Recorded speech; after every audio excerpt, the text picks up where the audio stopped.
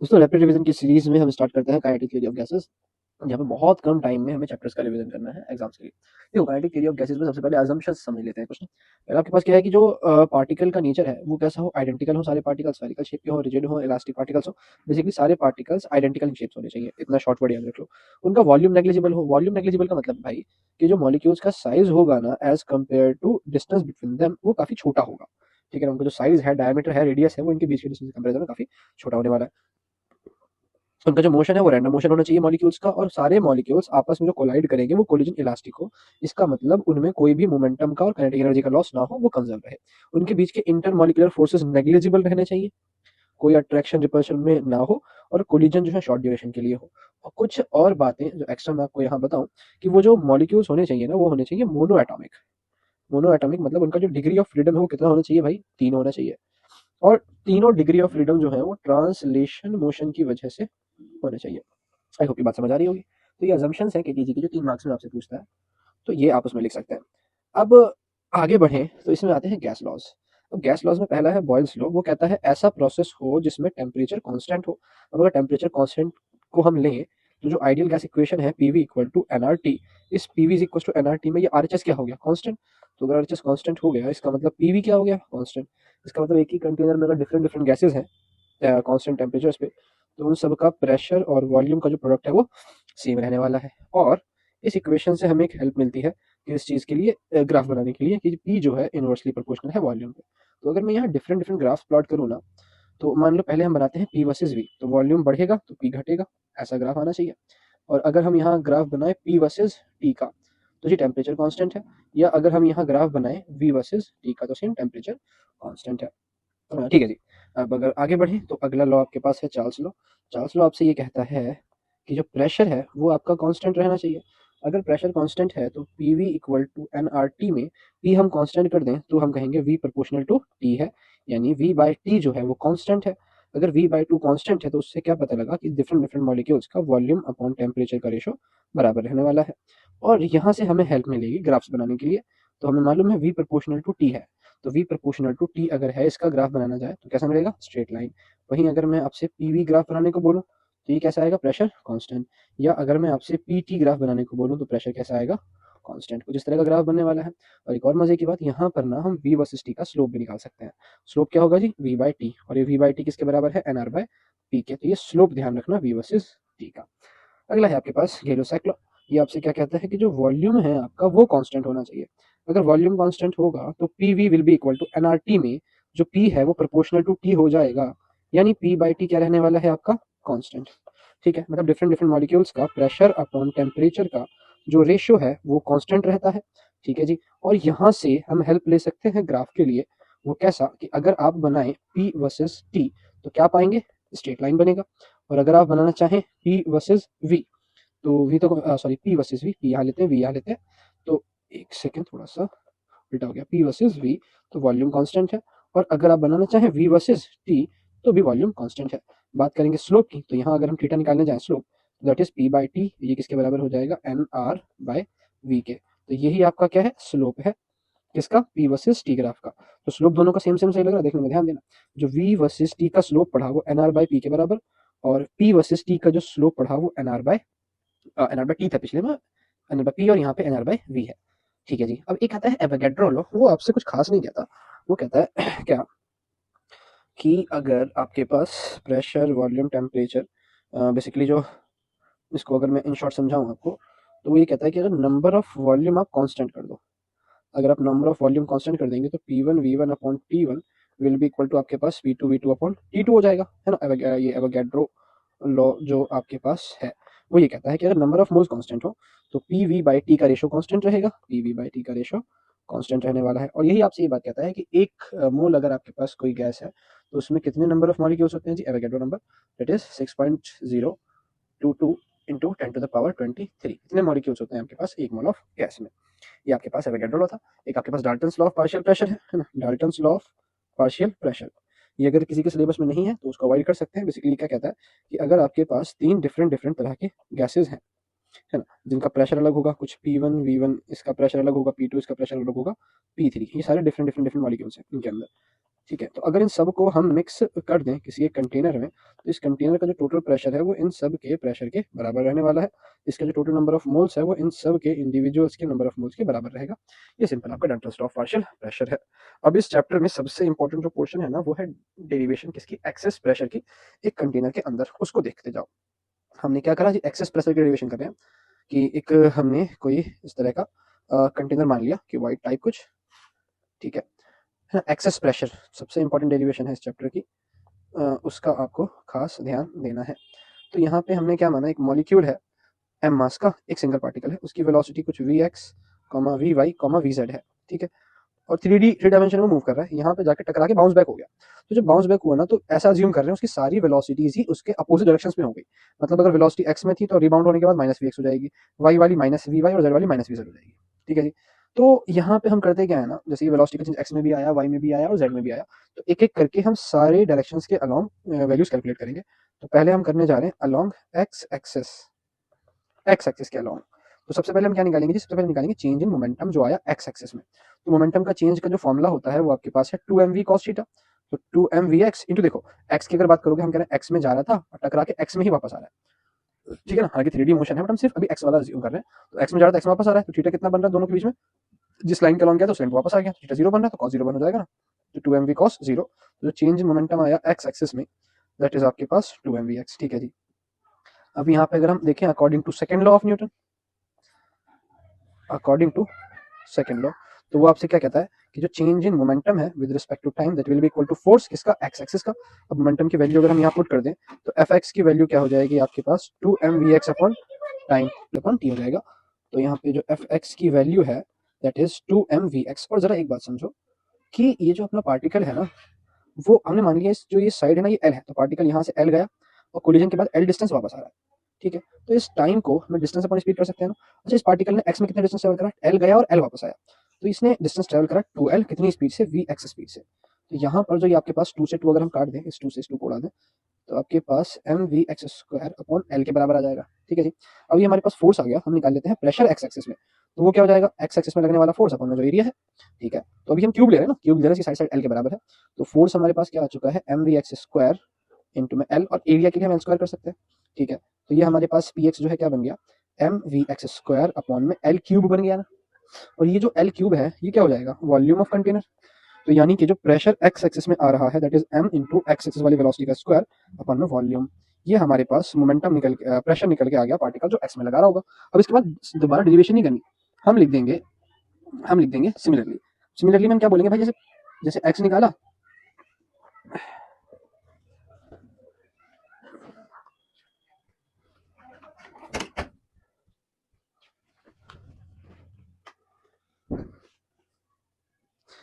जैसे हमने एक्स में प्रेशर निकाला जिस तरीके से, उसी अगर प्रोसीजर को फॉलो करें तो ऐसे ही आपके पास पी वाई आ जाएगा। और पी वाई कितना आना चाहिए, M V Y square upon volume. Similarly Z में भी आ जाएगा कितना, M V Z square upon volume. ये करके नहीं दिखाना, सिमिलरली करके आपको लिख देना है। अब ये प्रेशर हमने इंडिविजुअल डायरेक्शंस में तो निकाल लिए, हम निकालते हैं यहाँ पे एवरेज प्रेशर, पी एवरेज। उसके लिए कुछ नहीं करना, ये पी एक्स जो हमारे पास आया और पी वाई आया, पी जेड आया, इन सबको सम करके आप 3 से डिवाइड कर दो। अच्छा, अब देखो जरा वैल्यू से पुट करने जाएंगे तो सब में एम अपॉन वी तो कॉमन है ना, तो सब में से एम अपॉन वी हम कॉमन निकाल लेते हैं और नीचे का 3 कॉमन निकाल लेते हैं। तो डिनोमिनेटर में क्या बच रहा है, एम अपॉन 3v, और यहाँ ब्रैकेट में क्या बचेगा आपके पास, वी एक्स का स्क्वायर प्लस वी वाई का स्क्वायर प्लस वी जेड का स्क्वायर। अब एक चीज ध्यान रख के चलो डायरेक्ट यहाँ से कि ये जो ब्रैकेट वाली टर्म है ना, इसको हम लिखने वाले हैं वी आर एम एस का स्क्वायर, ठीक है। देखो लॉजिक क्या तेल लेने, क्योंकि अभी हमारे पास एग्जाम बहुत ज्यादा करीब है, तो बस हमें ध्यान देना है कि भाई क्या टर्म्स कहाँ पे यूज करनी है। तो पी एवरेज की बात करेंगे तो ये आपके पास क्या हो गया, एम इंटू में वी आर एम एस का स्क्वायर अपॉन 3v, ठीक है। जब मैंने पढ़ाया तो मैंने प्रॉपर रीजन बताया आप लोगों को कि ये वी आर एम एस का स्क्वायर यहाँ पे क्यों आता है, बट अभी उसको बताओ, अभी सिर्फ हमें समझना एग्जाम के लिए, बस ताकि एग्जाम में फोड़ के आना है। तो भाई ये आपके पास एवरेज प्रेशर आ गया एक पार्टिकल का, ध्यान रखिए सिंगल पार्टिकल का है। मैं आगे करता हूँ इस डेरिवेशन को कंटिन्यू, कि हमने जो प्रेशर निकाल लिया वो हमने क्या निकाल लिया, एम इंटू में वी आर एम एस का स्क्वायर अपॉन में 3 इंटू वॉल्यूम। ये जो हमने प्रेशर निकाला बहुत इंपॉर्टेंट है, जो बताने जा रहा हूं ध्यान रखना, ये आपका निकाला है average pressure single one particle के लिए, वन पार्टिकल के लिए। अब अगर क्या हो हमें 1 मोल के लिए निकालना हो तो इसमें हम Na से मल्टीप्लाई कर देंगे ना, इसमें Na से मल्टीप्लाई कर दोगे तो Na into small M into में वी आर एम एस का स्क्वायर अपॉन में 3 इंटू वी। अब इस Na इंटू स्मॉल एम को हम कैपिटल एम कह रहे हैं, 1 मोल का टोटल मास, कैपिटल एम क्या हो गया आपके पास, मास ऑफ 1 मोल। तो अब जो प्रेशर बन जाएगा यहाँ पर that is capital M into में वी आर एम एस का स्क्वायर अपॉन 3 इंटू वी। तो ये आपके पास प्रेशर निकल के आ गया किसका, 1 मोल के लिए। ऊपर था 1 पार्टिकल का, ये आपका आ गया 1 मोल का, ठीक है जी। अब यहीं पे कुछ कन्वर्जन्स है जो एक आध डेरिवेशन पूछता है, उसको हम समझते हैं। देखो अगर मैं क्या करूँ, वी को मल्टीप्लाई में ले जाऊँ तो ये पीवी बन जाएगा, है ना, और यहाँ पे क्या बचेगा 1/3 into M into V R M S का स्क्वायर। अब एक बात समझो भाई, अगर हम क्या करें यहाँ पे 2 से मल्टीप्लाई और 2 से डिवाइड कर दें तो ये जो टर्म है ये 1/2 M V R M S square हो गया ना। तो बेसिकली ये क्या है, ये काइनेटिक एनर्जी आ गई और इसको हम एवरेज काइनेटिक एनर्जी बोलेंगे। तो ये जो एक्सप्रेशन थी क्या वो कुछ ऐसी बन गई ना कि इसको हम 3 को मल्टीप्लाई में ले जाएं और 2 को डिवाइड में ले जाएं, तो ये एक्सप्रेशन आपके पास क्या बन जाएगा कि जो एवरेज काइनेटिक एनर्जी निकल के आई दैट इज 3 PV/2। और पीवी की वैल्यू हम आरटी एनआरटी पुट कर देंगे, है ना, और एन हम 1 लेंगे क्योंकि 1 मोल की बात कर रहे हैं यहाँ पर। तो आपके पास ये क्या बन जाएगा 3/2 आर इंटू टी, यानी जो एवरेज काइनेटिक एनर्जी है गैस मॉलिक्यूल्स की that is 3/2 R into T के बराबर। एक ये फॉर्मूला ये प्रूफ करने के लिए आता है 2 मार्क्स में, इसको हम काइनेटिक इंटरप्रिटेशन ऑफ टेम्परेचर बोलते हैं। यहाँ से क्या पता लगा कि जो एवरेज काइनेटिक एनर्जी है प्रोपोर्शनल टू टेम्परेचर है। अब यहीं से एक और बात समझो, क्या समझनी है कि ये एवरेज काइनेटिक एनर्जी जो आपके पास 3/2 आर टी के बराबर है, इसको हम क्या कर सकते हैं 1/2 into M into V R M S का स्क्वायर। तो ये 2 से 2 खत्म होगा, तो ये आपके पास जो वी आर एम एस का स्क्वायर है दैट इज 3RT/m हो जाएगा। अब ये 3R/m तो कांस्टेंट है, तो हम कह सकते हैं क्या कि वी आर एम एस जो है प्रोपोर्शनल टू रूट टी आ गया, प्रोपोर्शनल टू रूट टी आ गया। तो एक ये डेरिवेशन आपके पास है, इसका आपको ध्यान रखना है छोटा सा, कि velocity proportional to root over temperature होता है। आई होप ये बातें आपको क्लियर हुई होंगी। ठीक है जी, आगे बढ़ते हैं डिग्री ऑफ फ्रीडम की तरफ। उससे पहले 3 प्रकार के वेलोसिटीज हैं उनको हम देख लेते हैं। तो ये हमने निकाल लिया RMS speed proportional to temperature होती है। देखो 3 हमारे पास कुछ डिफरेंट तरह की वेलोसिटीज हैं, उसको हमें और देखना है। एक हमारे पास क्या है जी एवरेज स्पीड, ठीक है, average speed. Average speed V bar से रिप्रेजेंट करते हैं, इसका फॉर्मूला आपके पास है √8 kBT/πm। ये सिंगल पार्टिकल के लिए है क्योंकि यहाँ पे स्मॉल एम है, ठीक है जी। और दूसरा हमारे पास है एक आरएमएस स्पीड,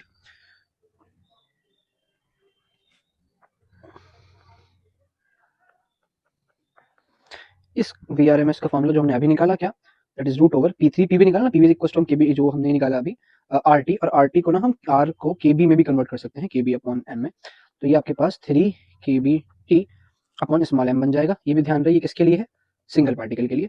और एक आपके पास है मोस्ट प्रोबेबल स्पीड एमपी, तो ये VMP, इसका फॉर्मूला आपके पास होता है √8 kBT/m।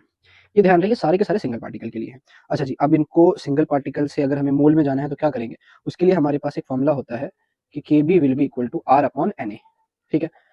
R गैस कांस्टेंट और n जो है आपके पास एवोगैड्रो नंबर। तो इसको अगर हम यहाँ पुट कर दें तो जो आपके पास एवरेज स्पीड निकल के आएगी दैट इज 8RT अपन देखो Na इंटू स्मॉल एम होगा ना, डिवाइड में क्या होगा Na इंटू स्मॉल एम, इसको हम कैपिटल एम कर दे रहे हैं। तो जो एवरेज स्पीड निकल के आने वाला है दैट इज 8RT/में पाई इंटू कैपिटल एम, ठीक है। सिमिलरली हम सबको कन्वर्ट कर लेंगे, केबी को कन्वर्ट करके R/Na में, सारी वेलोसिटीज को कन्वर्ट कर लेंगे। अगर हम आरएमएस स्पीड की भी बात करें तो ये आपके पास क्या बन जाएगा √3RT/में इसी तरह से अपनी मोस्ट प्रोबेबल स्पीड भी निकाल लेंगे। इसकी अगर हम बात करें कन्वर्ट करके तो जो VMP है that will be equal to 2RT/m के बराबर हो जाएगा आपके पास। अब ये तीनों तो आपको ध्यान रखने हैं क्योंकि यहाँ से क्वेश्चन बनते हैं जी रेशो वाले। अच्छा, अब इसके बाद सबसे जबरदस्त चीज देखो कि ये रेशो में कौन वैल्यू सबसे बड़ी है। तो सबसे बड़ी आपके पास यहाँ पे VRMS आने वाली है। VRMS वो बड़ी है किससे, V एवरेज से, और वो बड़ा है किससे, V मोस्ट प्रोबेबल से। तो MCQ के लिए ये पोर्शन बहुत ज्यादा इंपॉर्टेंट है, इसका खास ध्यान रख के चलना, ठीक है जी। अगर ये चीज क्लियर हो गई, और हाँ यहाँ से रेशो वाले क्वेश्चंस भी आते हैं भाई, तो उसको तो भूल मत जाना, रेशो वाले क्वेश्चंस कि डिफरेंट डिफरेंट टेम्परेचर्स देगा, डिफरेंट डिफरेंट मास देगा और आपसे आरएमएस का, एवरेज का या एमपी का किसी के भी रेशोस पूछ लेगा। आगे बढ़ते हैं। आगे हमारे पास जो कॉन्सेप्ट है that is degree of freedom. ये आपके लिए आसान होना चाहिए क्योंकि आप केमिस्ट्री में भी पढ़ चुके हैं और केमिस्ट्री एग्जाम भी आप लोग देकर के आ चुके हैं। डिग्री ऑफ फ्रीडम बेसिकली क्या होता है कि नंबर ऑफ इंडिपेंडेंट डायरेक्शन जिसमें मॉलिक्यूल फ्रीली मोशन कर सकता है। उस मोशन में वाइब्रेशन हो सकता है, रोटेशन हो सकता है, ट्रांसलेशन मोशन हो सकता है। तो डिग्री ऑफ फ्रीडम की अगर हम बात करेंगे तो हमारे पास डिग्री ऑफ फ्रीडम एफ से लिखते हैं, फॉर्मूला होता है निकालने का 3n-k, ठीक है। इसमें n क्या है आपके पास, नंबर ऑफ पार्टिकल्स कितने हैं, और k है नंबर ऑफ रेस्ट्रिक्शंस या नंबर ऑफ रिलेशंस, है ना। नंबर ऑफ रेस्ट्रिक्शंस याद रखोगे बेसिकली, सो ज्यादा कन्वीनियंट रहेगा। अब मोनो एटॉमिक गैस होता है हमारे पास, मोनो एटॉमिक, ठीक है, मोनो एटॉमिक गैस। तो मोनो एटॉमिक गैस में हमारे पास नंबर ऑफ पार्टिकल्स एक ही है, तो अगर डिग्री ऑफ फ्रीडम का हम निकालें तो 3 × 1 माइनस, इसका कोई रेस्ट्रिक्शन नहीं है तो 0, तो f कितना है आपके पास 3, डिग्री ऑफ फ्रीडम 3 आ गया। अब ये ध्यान रखिए तीनों के तीनों डिग्री ऑफ फ्रीडम जो है ना वो ओनली ट्रांसलेशन मोशन है, ओनली ट्रांसलेशन मोशन, यहाँ पे वाइब्रेशन और रोटेशन यहाँ पर नहीं है। अगर हम बात करेंगे, अगर हम मोनोएटॉमिक गैस के एग्जांपल की बात करें तो भाई हीलियम ले लो, है ना, जेनॉन ले लो, कोई भी नोबल गैस। अब दूसरे गैस पे अगर हम जाएं तो हम लेते हैं डायटोमिक गैस, डाई एटॉमिक मतलब जिसमें कम से कम 2 एटम हो, जैसे H2 ले लिया, Cl2 ले लिया, ठीक है। अब यहाँ पे नंबर ऑफ पार्टिकल्स 2 है ना, तो F जो आने वाला है दैट इज 3 × 2 और रेस्ट्रिक्शन एक ही है, जो जिस बॉन्ड के थ्रू बंधे होंगे। जैसे अगर H2 की बात करें तो इसमें एक ही रेस्ट्रिक्शन है ना, इनके बीच का बॉन्ड। तो 3n - 2 3 - 1 5, तो डिग्री ऑफ फ्रीडम यहाँ आपके पास डायटोमिक का कितना आ गया जी, 5 आ गया। और इस 5 में ध्यान क्या रखना है कि आपके पास 3 तो डिग्री ऑफ फ्रीडम होंगे ट्रांसलेशन मोशन वाले, और 2 डिग्री ऑफ फ्रीडम होंगे आपके पास जो वाइब्रेशन, एक सेकंड इसको जो 2 होंगे आपके पास रोटेशन मोशन की वजह से, है ना। रोटेशन मोशन की वजह से कैसे, अगर हम मान लें ये एक्स एक्सिस है, ये वाई है, ये जेड है, और मॉलिक्यूल हमने इस तरह से डायटोमिक मॉलिक्यूल रखा है, तो देखो एक तो ये ट्रांसलेशन मोशन एक्स के अलोंग कर सकता है, वाई के अलोंग, जेड के अलोंग। इवन ये करने के बाद भी ये वाई के अलोंग भी रोटेट कर सकता है, जेड के अलोंग भी रोटेट कर सकता है, लेकिन जो एक्स के अलोंग रोटेशन होगा उससे एनर्जी में कोई चेंज नहीं आएगा, तो उसको हम काउंट नहीं करते हैं, सिर्फ वाई और एक्स के रोटेशन को हम काउंट करेंगे। ठीक है जी, तो डायटोमिक में डिग्री ऑफ फ्रीडम कितना है, 5, उसमें आपके 2 जो है रोटेशन मोशन की वजह से, और 3 आपके पास ट्रांसलेशन मोशन की वजह से। इवन अगर हम टेम्परेचर हाई कर दें यहाँ पर, एट हाई टेम्परेचर टेम्परेचर अगर हाई कर दोगे तो डिग्री ऑफ फ्रीडम 2 और ऐड हो जाते हैं, 2 प्लस हो जाते हैं, तो नया डिग्री ऑफ फ्रीडम बन जाता है 7। और ये 2 क्यों होते हैं जी, वाइब्रेशंस की वजह से, तो इनको हम वाइब्रेशनल डिग्री ऑफ फ्रीडम भी कहते हैं। आगे आए, अगर अब हम बात करें ट्राई एटमिक मॉलिक्यूल की, ट्राई एटमिक मॉलिक्यूल जिनमें आपके पास 3 एटम्स होते हैं। अब इस 3 में भी आपको मालूम होना चाहिए कि 2 तरह के हैं ना, एक आपके पास लीनियर है, लीनियर लाइक CO2, और एक आपके पास नॉन लीनियर होता है लाइक H2O, है ना। ये हमने एग्जांपल ले लिया। अब लीनियर में मॉलिक्यूल्स कैसे होंगे, एक यहाँ है, एक यहाँ है, एक यहाँ है, ठीक है। तो अगर हम यहाँ कोऑर्डिनेट एक्सिस बनाएं तो आपके पास ये x है, ये y है, और ये हमने z ले लिया, है ना, ये x लिया, इसको y ले लिया। तो देखो ये पार्टिकल्स कैसे मोशन कर सकते हैं, x के अलोंग, y के अलोंग, z के अलोंग। इवन x के y के अलोंग ये रोटेट कर सकता है, z के अलोंग रोटेट कर सकता है, और तो और यहाँ एक वाइब्रेशन मोशन, यहाँ एक वाइब्रेशन मोशन। तो यहाँ पे डिग्री ऑफ फ्रीडम लग रहा है तो ज्यादा आने वाला है। अच्छा कितना आएगा वो निकाल के देख लेते हैं। तो F will be equal to 3 × 3 molecules है ना, ठीक है। अब माइनस में रेस्ट्रिक्शन, देखो एक रेस्ट्रिक्शन यहाँ से, एक रेस्ट्रिक्शन यहाँ इस बॉन्ड के थ्रू है, तो 2 ही रेस्ट्रिक्शन है, तो 3 × 3 = 9 - 2 डिग्री ऑफ फ्रीडम कितना आ गया, 7। अब इस 7 में आपको ध्यान क्या रखना है जी, 3 तो है ट्रांसलेशन मोशन की वजह से, 2 है रोटेशन मोशन की वजह से, और बचे हुए 2 हैं वाइब्रेशन मोशन की वजह से। वहीं अगर आपके पास ये मॉलिक्यूल नॉन लीनियर होता, अगर ये मॉलिक्यूल नॉन लीनियर होता तो डिग्री ऑफ फ्रीडम निकालने के लिए 3 × n की जगह 3, लेकिन अब जो रेस्ट्रिक्शन है वो 3 तरफ से है, यहाँ से, यहाँ से और यहाँ से, तो माइनस का 3 करेंगे तो यहाँ डिग्री ऑफ फ्रीडम आपके पास कितना आ जाएगा जी, 6 आ जाएगा। तो अगर आपके पास नॉन लीनियर के डिग्री ऑफ फ्रीडम की बात करेंगे तो 6, लीनियर के डिग्री ऑफ फ्रीडम की बात करेंगे तो 3। और ध्यान रहे यहाँ पर इस केस में नो वाइब्रेशन, इस केस में वाइब्रेशनल डिग्री ऑफ फ्रीडम नहीं होता है, सिर्फ ट्रांसलेशनल डिग्री ऑफ फ्रीडम होगा, और रोटेशनल डिग्री ऑफ फ्रीडम होगा, रोटेशन मोशन की वजह से दोनों में 3 बढ़ जाते हैं। तो ये आपके पास डिग्री ऑफ फ्रीडम की कहानी थी। इसके बाद अगर हम आगे बढ़ें तो एक लॉ आता है, and that is called law of equipartition of energy, है ना। Law of equipartition of energy, short में लिख रहा हूँ भाई, देखो इतना टाइम नहीं है ना, आपको बहुत ज्यादा टाइम नहीं लेना है, बस आपको एक रैपिड रिवीजन कराना है, ठीक है। अब ये law of equipartition of energy क्या कहता है कि किसी मॉलिक्यूल के पास जितनी भी डिग्री ऑफ फ्रीडम, जितनी भी एनर्जी है, वो उसके हर डिग्री ऑफ फ्रीडम में इक्वली डिस्ट्रीब्यूट हो जाएगी। मतलब अगर हम कहें हमारे पास कोई मोनो एटॉमिक मॉलिक्यूल है ना, जिसमें डिग्री ऑफ फ्रीडम कितना है, 3, और मान लेते हैं इसके पास एनर्जी है आपके पास 9 जूल, तो ये क्या होगी, हर डिग्री ऑफ फ्रीडम में 3 जूल बट जाएगी। ये आपसे कहता है law of equipartition of energy, यानी हर डिग्री ऑफ फ्रीडम में जो एनर्जी का है इक्वल डिवीजन हो जाएगा। अच्छा, अब हमें ये तो नहीं पता कि 9 जूल है, 10 जूल है, 9000 जूल है, 9 लाख जूल है, वी डोंट नो ना। तो ये कहता है कि मान लो हर डिग्री ऑफ फ्रीडम में जो एनर्जी बटती है वो कितनी होती है, 1/2 f/2 into kb into T, के फॉर बोल्ट्जमैन कांस्टेंट। इतनी energy each degree of freedom में क्या होगा जी, बट जाएगी, ठीक है। अगर हम kb की वैल्यू पुट कर दें,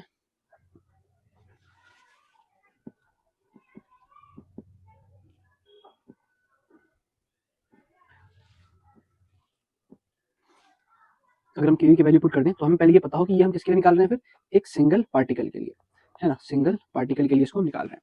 तो अगर मान लो मैं नंबर ऑफ मोल्स के लिए निकालना है तो क्या करेंगे, Na से मल्टीप्लाई कर देंगे, तो भाई f/2 ये हो जाएगा Na इंटू में kb इंटू टी, और kb की वैल्यू मैंने क्या बताई थी, R/Na। तो भाई जब Na मल्टीप्लाई में आएगा तो kb इंटू Na किसके बराबर हो गया, R के बराबर। तो u की वैल्यू कितनी हो जाएगी आपके पास, f/2 into R into T. ध्यान रहे ये हम किसके लिए निकाल रहे हैं, ये हम निकाल रहे हैं 1 मोल के लिए। ये कैलकुलेशन आपका 1 मोल के लिए हो रही है, और ऊपर वाली कैलकुलेशन आपकी सिंगल पार्टिकल के लिए थी। अच्छा, अगर ये चीज समझ में आ गई ना, तो जो अगला पोर्शन है बड़ा ही मजेदार है, उसका आपको खास ध्यान रख के चलना है। खैर पहले हम यहाँ पे डाटा लिख लें पूरा। अब डाटा क्या लिखे कि भाई अगर मोनो एटॉमिक की बात करेंगे तो डिग्री ऑफ फ्रीडम 3 है, तो ये कितना हो जाएगा, 3/2 RT। अगर हम डाई एटॉमिक की बात करेंगे तो डिग्री ऑफ फ्रीडम 5 होता है, तो कितना हो जाएगा, 5/2 RT। अगर ट्राई एटॉमिक में लीनियर की बात करेंगे तो डिग्री ऑफ फ्रीडम 7 होता है, तो 7/2 RT। और यहाँ पे भी अगर नॉन लीनियर की बात करेंगे तो 6/2 कितना बन जाएगा, 3, तो 3 RT। तो ये एनर्जी आपको मोनो डाई ट्राई में भी दोनों के लिए याद रखनी है। आगे आते हैं जहाँ पर हम इन सब का specific heat at constant volume निकालने वाले हैं, जहाँ पे हम इनका specific molar specific heat at constant pressure निकालने वाले हैं, और इन सब के लिए हम स्पेसिफिक हीट रेशियो गामा निकालने वाले हैं, सीपी बाय सीवी। तो चलो शुरू करते हैं। तो यहाँ पर मोनो एटॉमिक, ठीक है, यहाँ पे मैं ले रहा हूँ डायटोमिक, यहाँ मैं ले रहा हूँ ट्राई में, यहाँ पे लीनियर वाला, और यहाँ पे मैं ले रहा हूँ नॉन लीनियर के लिए। सबका निकालना शुरू करते हैं। तो यहाँ पर अगर हम निकालेंगे तो हमने निकाल ली जो एनर्जी है इसके पास वो कितनी है। एनर्जी का जो फॉर्मूला है हमारे पास वो क्या होता है आपके पास, N C V delta T, internal energy thermodynamics आपने यही पढ़ी थी ना। नंबर ऑफ मोल्स तो हम 1 लेकर के चल रहे हैं, जो डेल्टा यू का फॉर्मूला है वो सिंपल किसके बराबर हो जाएगा, सीवी, और मान लो इनिशियल टेम्परेचर 0 है तो सीवी टी के बराबर हो जाएगा। और ये जो यू हमने निकाला मोनो एटॉमिक के लिए कितना निकाला, 3/2 RT। तो मोनो एटॉमिक के लिए यू कितना हो गया जी, 3RT/2 will be equal to कितना हो गया, CV इंटू टी, टी से टी कटेगा तो CV की वैल्यू आपके पास क्या आ गई, 3R/2। ये आपके पास एट कांस्टेंट वॉल्यूम निकल के आ गया स्पेसिफिक हीट। अच्छा, अगर हम CP निकालना चाहें तो वो हम कैसे निकालेंगे, वो ऐसे निकालेंगे, CP minus CV equal to R होता है ना, तो CP will be equal to R plus CV हो जाएगा, यानी CP will be equal to R plus 3R/2। तो CP आपके पास यहाँ पर 5R/2 आने वाला है। तो ये आपके पास CP की वैल्यू है। अगला क्या होता है आपके पास, स्पेसिफिक हीट रेशियो गामा। तो गामा अगर निकालेंगे CP बाय CV, तो 5R/2 upon 3R/2 that is 5/3, और 5/3 सॉल्व करके आता है 1.66। इसको याद रखना इंपॉर्टेंट है, अभी यूज करेंगे। सिमिलरली यहाँ पर भी हम क्या कर सकते हैं, delta U will be equal to N1 अगर लेंगे तो CV इंटू टी। अब डायटोमिक के लिए हमने कितना निकाला एनर्जी, 5R/2 निकाली, पीछे लिखी थी ना भाई, अगर देखना यहाँ पर है ना, आपके अंदर यहाँ पर डायटोमिक की 5/2 RT इधर। तो यहाँ पे भी कितना हो जाएगा, 5/2 RT will be equal to CV into T. CV से टी से टी जाएगा तो जो CV आने वाला है वो कितना आएगा, 5R/2। यहाँ से अगर हम CP निकालेंगे तो CP will be equal to R plus CV, तो 5R/2 प्लस R कितना हो जाएगा, 7R/2। तो ये आपके पास कितना आ रहा है, 7R/2। अगर हम गामा यहाँ से निकालेंगे तो CP बाय CV, तो ये कितना बचेगा, 7/5 बचेगा, यानी गामा यहाँ सॉल्व करके कितना आएगा, 1.4 के अप्रॉक्स आने वाला है। ठीक है जी, तो ये चीज़ें आपको याद रखनी है। ये CP निकाल लिया, ये CV निकाल लिया। सिमिलरली लीनियर के लिए हमने क्या निकाला, लीनियर के लिए हमने निकाला आपके पास 7/2 RT। तो U की वैल्यू जो हम यूज करेंगे, delta U will be equal to CVT। तो ये आपके पास 7RT/2 will be equal to CVT, T से टी गया, तो CV की वैल्यू कितनी आ गई, 7R/2। CP निकालेंगे तो R प्लस CV हो जाएगा, तो CP की वैल्यू कितनी हो जाएगी आपके पास, 9R/2। गामा अगर निकालेंगे तो फिर से आप CP बाय CV करोगे, तो जो गामा निकल के आने वाला है दैट इज 9/7, यानी सॉल्व करके आपके पास 1.28 आएगा। ये डाटा आपको याद रखना है गामा। ये आपके पास CP निकल के आ गया, ये आपके पास CV निकल के आ गया। अगर हम बात करेंगे नॉन लीनियर की तो फिर से CVT होता है ना डेल्टा U के बराबर, और डेल्टा U की वैल्यू कितनी निकाली थी हमने, 3RT निकाली थी, will be equal to CV into T, T से टी कटेगा तो CV will be equal to 3R के बराबर आ जाएगा। CP कितना आ जाएगा भाई, फिर CV प्लस R 4R आ जाएगा। फिर गामा अगर निकालेंगे CP बाय CV तो 4/3 ने कितना आ जाएगा, 1.33। तो ये सारी चीजें करने के बाद एक बात हमें ये ध्यान रखनी है क्या, कि अब ये सारी याद हो जाए तो बहुत बढ़िया बात है, लेकिन एक जनरल फॉर्मूला अगर मैं आपको बना के दूं CP CV और सब निकालने के लिए, जनरल फॉर्मूले में आप एक चीज देखो कि जो U है ना, मैं अगले पेज पे कर देता हूं, कि जो U है, U का जनरल फॉर्मूला हमने क्या निकाल लिया, F/2 RT। तो ऐसे ही CV का जनरल फॉर्मूला आपके पास क्या बन जाएगा जी, FR/2। तो CP का जनरल फॉर्मूला आपके पास क्या बन जाएगा, R/2। अगर आप R कॉमन निकाल लेंगे अगर, तो F/2 प्लस 1, ये CP का जनरल फॉर्मूला आ जाएगा। और गामा का जनरल फॉर्मूला आपके पास आ जाएगा 1 + 2/F। तो ये चार चीजों के जनरल फॉर्मूले आपके निकल के आ गए, ये आपको ध्यान रखने हैं। ठीक है, अच्छा, अगर ये ध्यान रखने हैं तो उसके बाद अब जो लास्ट बचता है इस चैप्टर में, वो मुझे कुछ बताना था आपको क्या, नहीं, ये तो हमने कवर कर लिया। इसके बाद आई थिंक क्या बचा है, ऑलमोस्ट मैंने क्या नहीं कराया, मैंने आपको मीन फ्री पाथ नहीं कराया। तो अब अगर हम बात करेंगे मीन फ्री पाथ की, तो मीन फ्री पाथ क्या है, मीन फ्री पाथ ये है कि अगर आपके पास कोई मॉलिक्यूल्स ट्रैवल कर रहे हैं, ठीक है, एक कोई मॉलिक्यूल है वो ट्रैवल कर रहा है किसी कंटेनर के अंदर, तो वो क्या करेगा, डिफरेंट कोलिजन करता हुआ यहाँ से मूव करता हुआ जाएगा। तो आपके पास जो हर कोलिजन के बीच में जो डिस्टेंस ट्रैवल कर रहा है ना, डिस्टेंस ट्रैवल होगा बिटवीन ईच सक्सेसिव कोलिजन, उस डिस्टेंस को ही हम कहते हैं मीन फ्री पाथ, और लैम्डा से रिप्रेजेंट करते हैं, है ना। ऐसे हर किसी का अपना अपना मीन फ्री पाथ होगा, ये λ1 होगा, ये λ2 होगा, ये λ3 होगा, ये λ4 होगा। तो मीन फ्री पाथ क्या है, कि डिस्टेंस बिटवीन सक्सेसिव कोलिजन्स। अच्छा, यहाँ पे ना इन सबका एवरेज निकालना होता है, तो एवरेज मीन फ्री पाथ निकालने के लिए हम क्या करेंगे, λ1 + λ2 करते करते n तक, ये आपके पास मीन फ्री पाथ का एवरेज आ गया। अब कुछ डायरेक्ट फॉर्मूले हैं जो आपको याद रखने हैं मीन फ्री पाथ के लिए, लैम्डा बार से रिप्रेजेंट करते हैं उसको, that is 1/√2 pi into d² ठीक है जी। और एक और फॉर्मूला इसका आता है आपके पास क्या, KB इंटू टी अपॉन में √2 into pi into d² into P for pressure, KBT। ठीक है ना? तो मीन फ्री पाथ के लिए ये 2 फॉर्मूलाज़ आपको ध्यान रखने हैं, जिसमें इम्पोर्टेंट क्या है? इम्पोर्टेंट ये है कि जो मीन फ्री पाथ है वो inversely proportional to number of moles होता है और mean free path inversely proportional to pipe के डायमीटर का स्क्वायर होता है और mean free path inversely proportional to pressure होता है और mean free path directly proportional to temperature होता है। ये प्रोपोर्शनलिटीज़ ध्यान रखनी है, एमसीक्यूज़ में डायरेक्ट सवाल यहाँ से आते हैं, मिलते हैं एसएचएम में,